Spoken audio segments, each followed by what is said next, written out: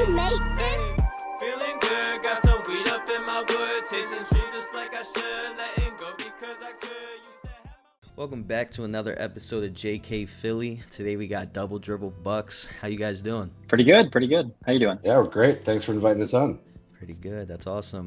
All right. Well, yeah, like I gave a little bit of a background of what we're going to be doing today. But before we even get started with the questions, I just want you guys to just introduce yourselves, give a little bit of background of what you guys do in your channel and, your history around it. Yeah, sure. So Seth and I have been friends for almost 30 years, which is crazy. And just huge Bucks fans. Kind of, went through the late 90s, Big Dog, Ray Allen, Sam Cassell, Big Three, to obviously landing Giannis, and kind of that just took it to another level. So yeah, just really always liked talking about basketball, and it kind of gave us an excuse to hang out. We don't live by each other too often. Don't live by each other, don't see each other too often. So just gave us a reason to kind of start. So that's kind of why we started our podcast in the first place. Yeah, let's jump right into these questions. So I don't like to go, I try to go chronological. Sometimes I jump around a little bit. I think for this team, it kind of makes sense to go a little bit more chronological, and to basically start out with the beginning of the season and just how weird the start of the season was with the losing streak and the record that these guys had in the beginning. From a fan perspective, a reporting on the team perspective, who do you think really is to blame for that situation? Is it Doc? Is it Giannis? Is it really just coming down to like we don't have the correct flow yet with the team? What do you think really was it? Go first. I think we both agree that I think a lot of blame goes to Doc Rivers. Especially at the end of the season, I think for sure that would be the case. But one thing we had talked about on our podcast is, Doc Rivers came in midway through last year, and we actually had a really good record under Griffin, but apparently the players did not buy in. The defense was terrible as well.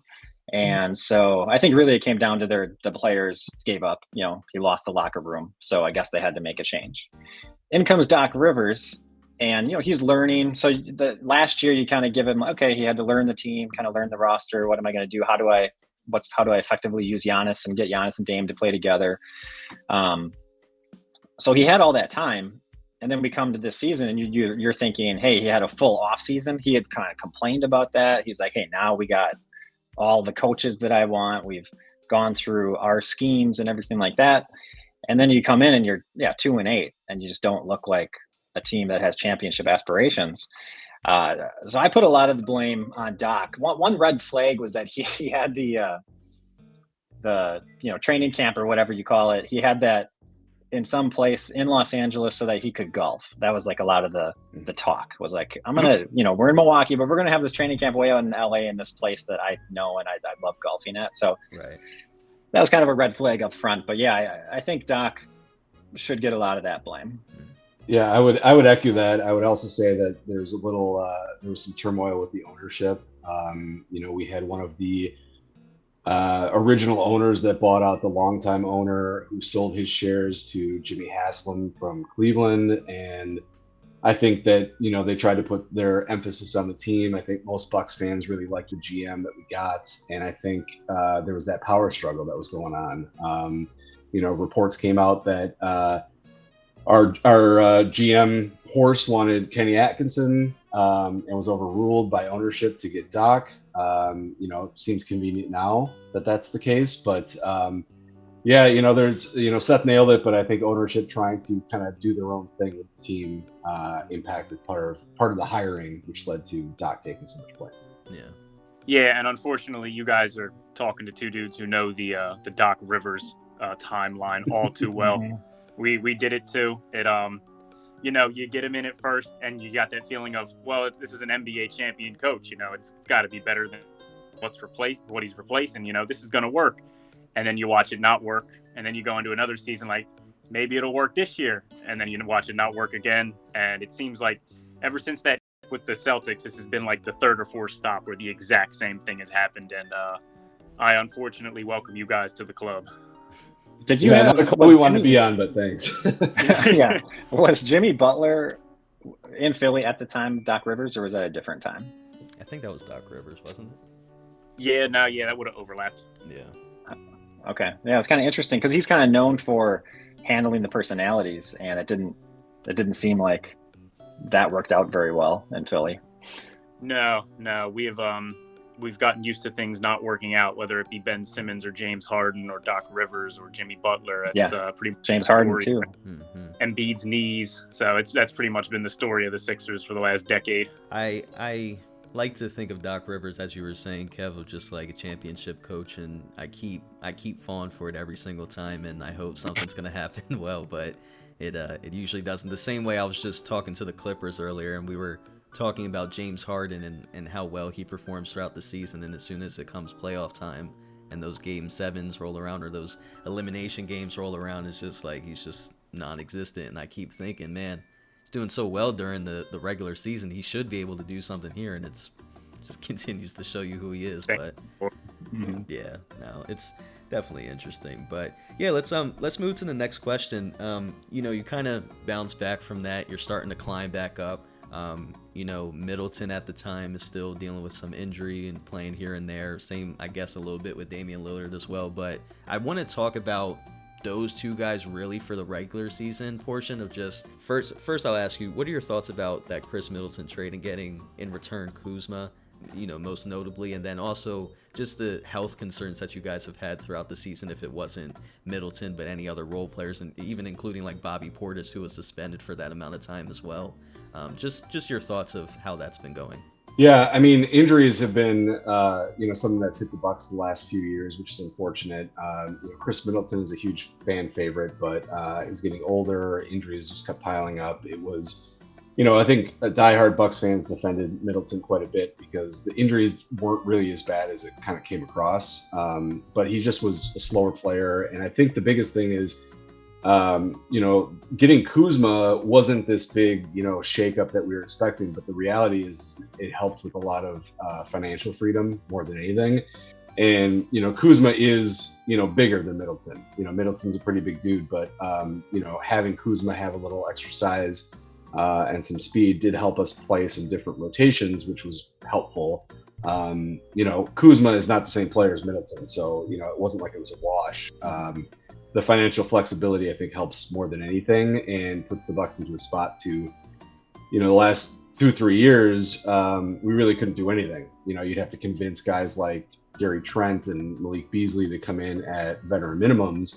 But now we have a little flexibility to maybe take a shot this offseason. Kuzma is a guy that, the Wizards are not a place to go and evaluate talent because that whole organization, I think, is kind of okay. So, it's one of those things that it's like, just because you were bad in the Wizards doesn't mean you're a bad player. So I think Kuzma has shown flashes. He's definitely no Middleton, but I think the financial freedom that we're going to have in this offseason was the biggest win for me. Seth, I don't know what you think about that. Yeah, I think one surprise was what it took to get rid of Middleton. Not like he was a liability necessarily, but I guess Brett and I both, thought Middleton was still pretty good. He just couldn't stay out there, and he was playing limited minutes. Maybe he was playing 20 minutes a game or something like that. I didn't think he was playing poorly. Now, he was slower. He was worse on defense, much worse on defense than he used to be. And that was kind of maybe one of the reasons to get him out of here. But for sure, what Brett said, the second apron was I think what did it. If that wasn't an issue, I think we would have kept him for the season. And then we get Kuzma in return, which, we tried to talk ourselves into, and it was a little more disappointing than I anticipated, at least with that playoff series that we had. I think one thing that some Bucks fans were talking about was playing Kuzma for small ball, Giannis at the 5, Kuzma at the 4, and Doc hasn't really tried small ball at all for that. He really hasn't done Giannis at the 5, and which is kind of one thing that we're kind of upset about. At least try it. Let's see what that looks like. We know Giannis can be a point forward, point center type player, but Doc was really reluctant to do that. And then unfortunately, Kuzma is just, the spacing is atrocious with him out there, and so it's just him and Giannis together are not really a good fit. Kuzma's kind of a good backup, He's kind of a mini Giannis, when Giannis is out, perhaps. And that last game, that was like the one time that Doc used him in that way. Otherwise, he always played them together, and that just didn't really work that well. So I think the most disappointing part of that trade to me is we threw in AJ Johnson, and it's kind of like, wow, we really had to get rid of our first round pick. Like, what if it becomes something? So that's kind of frustrating. I'm glad you guys touched on a couple of the reasons of like, him being a little more athletic, a little younger, not as injury prone, because I'm not going to lie, from the outside, being a fan who doesn't catch every single game, and, you couldn't pay me to watch the Wizards, I had no idea. I know Middleton was banged up, but like you said, he's only out there 20 minutes. I don't know. I'll take 15, 20 minutes of Chris Middleton over 35 of Kyle Kuzma. Kyle Kuzma is one of the most infuriating players in basketball to watch. And yeah, it just, like you said, you guys trying to talk yourselves into it. It just, if you pictured the worst way it could go in the playoffs acquiring Kuzma, it almost went that way. So just from an outside fan base point of view, it just, I didn't understand it at all. Well, it's one of the unique things about Kuzma's contract is he actually gets paid less every year, which is like a complete craziness in the NBA. So like it's like 20 to 19 to 18. So it's like that's a huge win. When you look at, I was just looking at salaries of some of these playoff teams. The facts that Karl Anthony Towns is going to make $62 million in 2 seasons just blows my mind. Where not to say that I'm comparing Cat to Kuzma by any stretch, but $62 million versus a guy that's getting paid less and less every year, kind of makes a little sense. Yeah, absolutely. Yeah, so to the second part of that question of, like we were stating with the injuries and stuff with Chris Middleton, I'll kind of segue it into the next question as well of, your key takeaways from the playoff series against the Pacers. I want you to kind of tie in a little bit with how Damian Lillard's future looks, of course, getting the blood clots and keeping him out of some of the playoff games, and then eventually coming back and not really being able to make a difference, of course, and losing that playoff series. But just overall, give me the key takeaways from that whole situation. Yeah, I guess one thing about Dame Lillard is I think he's somewhat underrated now. And, numbers, I guess, don't say everything, but his numbers are actually similar to like a Jalen Brunson for this season. So he's really good, in my opinion. But one thing the Bucks didn't do enough of, and I'm not completely understanding why this hasn't worked, but the whole, Giannis Dame 2-man game hasn't really become a thing. And why is that? So I do put a lot of blame on Doc Rivers. I think maybe there's some blame on Giannis for that. I think he might be kind of reluctant to be that pick and roll guy as often as we kind of want to see that. But Damian Lillard is a very good player, and I think he needs to, be back and play on the Bucks for us to have a chance. But I don't think it can't work. I don't think that that's been proven out. I think they're both extremely good players. Spacing's a big deal with Giannis, and Damian Lillard gives a lot of space. So like that's not a problem. I think defense is really the thing that you would point to as to, will this work? Is Damian Lillard good enough defensively? I think he's shown to be good enough. He's certainly a liability at times, not the best defender. But yeah, I think with the right coaching, it can work. So with Doc, we've had a year and a half of it, so I guess I'm not super optimistic. I mean, we both, Brett and I, want Doc to be fired, but I guess we'll see there. But next year we're not going to see Dame until the end of the season, if at all. So.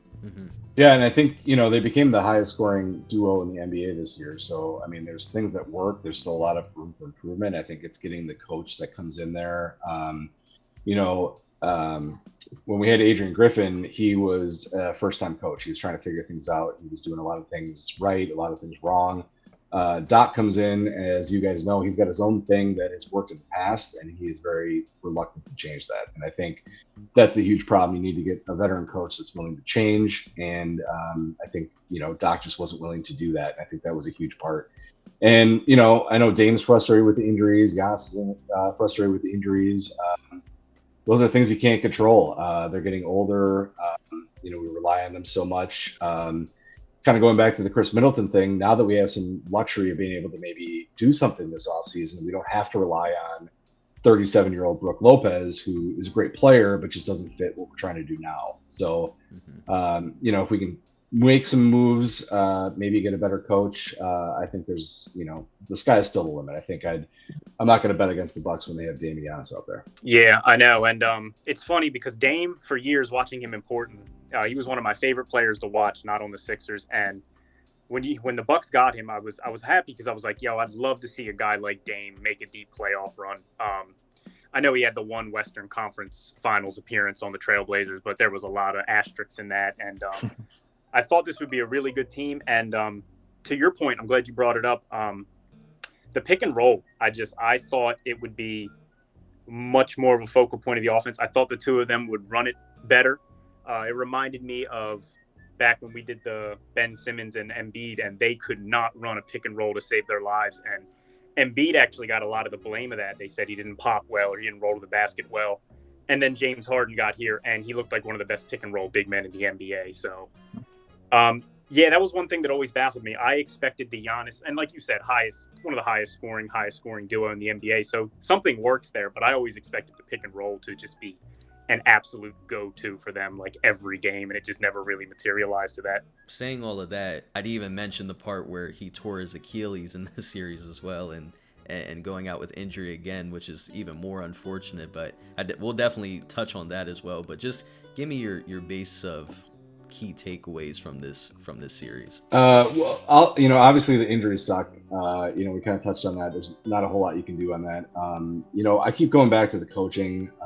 We have a lot of young guys on the Bucks that have really special talents. One of our favorites is Andre Jackson Jr., who's an amazing defender, super athletic, and was in the starting lineup for most of the year. And then, even in the NBA Cup, he shut down SGA, had one of his worst games with Jackson on him. And you would imagine that Doc would at least try that at least once. Try it on Halliburton, try it on some of these things. And I think that's why we go back to the coaching. It was just like, Doc just kind of kept making sure that his bench was shorter and shorter, putting more minutes on these guys. Brooke Lopez is an all-time Buck. I love the guy, but he does not belong on an athletic matchup against the Pacers, and he was playing way too many minutes. You don't get Andre Jackson Jr. out there to try. It's going to just come back to the coaching for me. I think it's just the huge pain point that why I'm so adamant that I got to get Doc out of there. Yeah, definitely. Our best perimeter defender is Andre Jackson Jr. He didn't play a second in the series, or a second that mattered. I think that's a big thing. You got Taurean Prince starting the first two games because he started the whole season for some reason. He shouldn't have played a second of playoff basketball, in my opinion. Brooke Lopez is a good player and really important in certain matchups, but against the Indiana Pacers, he probably should set that whole series. And you kind of know that going in. I mean, the Bucks did play the Pacers last year. It looked kind of similar. So it just seemed like we didn't learn from past experiences. And so those three guys, and then Kuzma, Kuzma, I guess you'd want to kind of see what he has and give him a chance. He's really athletic. You'd think maybe we can have some pace and get more rebounding and things like that. But it wasn't working, and it seemed pretty clear, I mean, honestly, before the playoffs, that he should be alternating with Giannis more than just playing with Giannis all the time.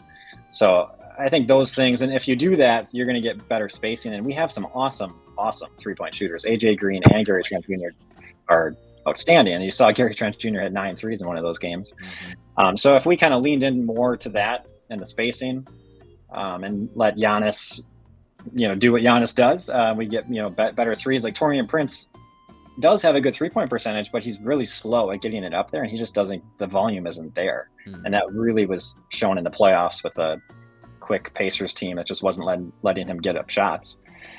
So yeah, I think that's a lot of it. And then, like we said before, the offense, like sometimes it's like, what are you doing on offense? It's just constant ISOs, and you're not even targeting mismatches. You're just, and I kind of do blame Giannis a little bit for that. And honestly, more than half the time he scores, and I mean, he's just so good. But some of the offense is just like, ISOs that don't make sense, and it's like, just set the pick. Why are you not just doing the pick and roll here? I don't get it. Yeah, and not to turn it into a on Doc Fest, but I always say when we do these, you talk to a lot of different fan bases, and when you get on social media, it seems like every fan base hates their coach and thinks they have the worst coach in the world and gets every matchup wrong. But you sit at home and watch Doc Rivers, and you honestly go, "Oh my God, is he going to get every single matchup wrong? Like, is he gonna make one right chess move here?" It seems like I shouldn't be sitting on my couch and being able to point out 6 things a game that Doc Rivers could probably do different. Mm-hmm. Yeah. Yeah, and I think a huge problem too is the fact that Doc didn't really want to coach. That was the worst part for us, is the fact that he was a broadcaster. He gets hired, and his first press conference is, "I don't know why the Bucks hired me." And it's like, wow, thanks so much for that. Yeah, I forgot about that. That's ridiculous.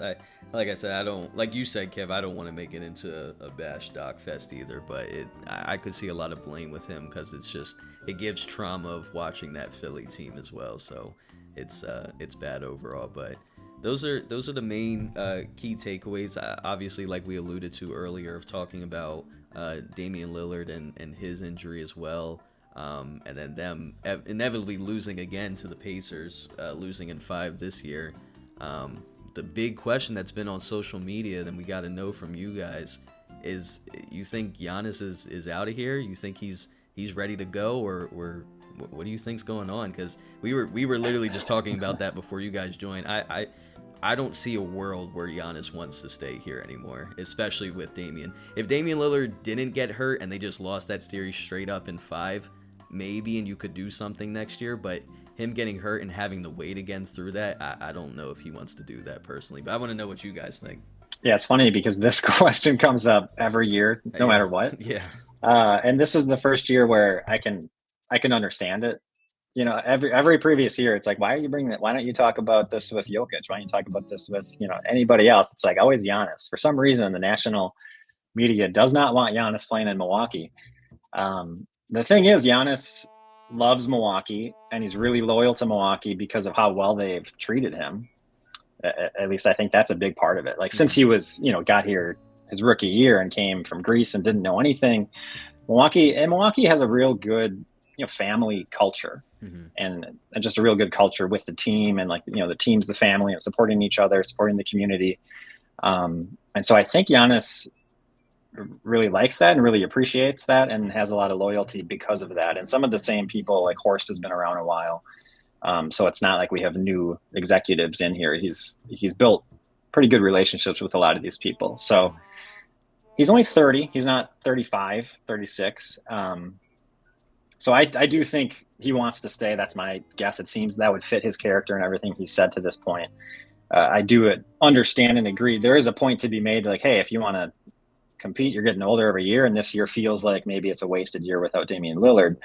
I do get that. I don't think Giannis is going to look at it that way, though.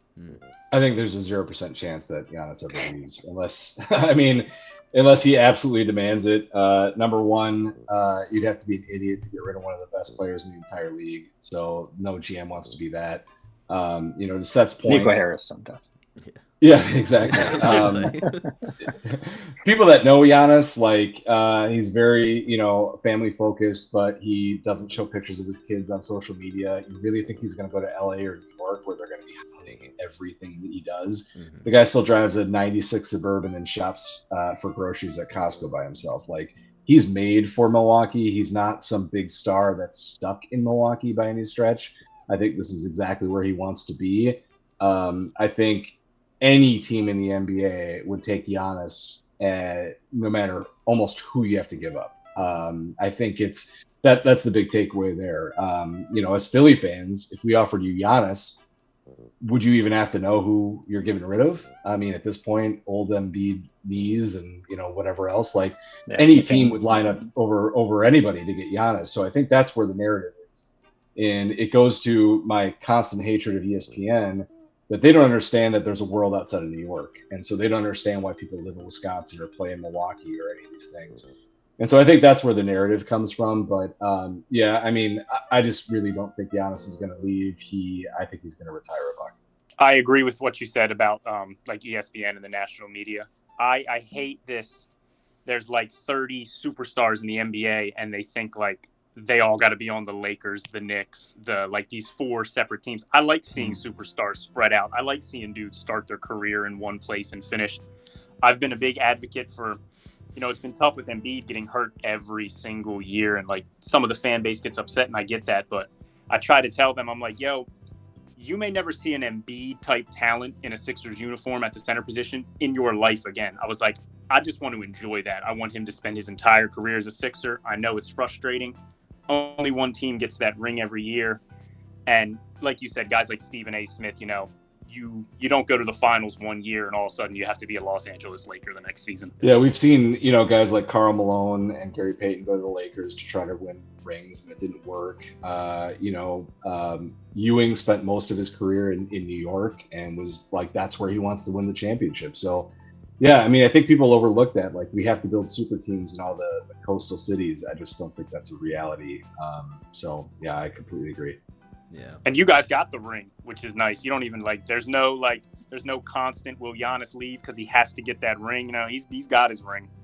Yeah, 100%. If we didn't win that ring, I think that could be a different narrative. But as of right now, I think that solidifies it. I could see that then, yeah. Okay. Well, yeah, like I said, didn't want to take too much of your guys' time. That's really everything I got. So I'm going to leave it to you guys now. Of course, if you want to shout out your channel and anything that you guys coming up, you can do it right now. All right. Yeah, we got Double Dribble Bucks is the name of our podcast. At DDB Pod is our Twitter account. Those are kind of the main places that we also do have a YouTube. Double Dribble Bucks would be the same name for that. Awesome. All right. Well, make sure you guys check out the links in the bio, and we will see you guys for the next episode. Talk to you. Thank you guys for watching another episode of JK Philly. Make sure you stay tuned by subscribing to the channel.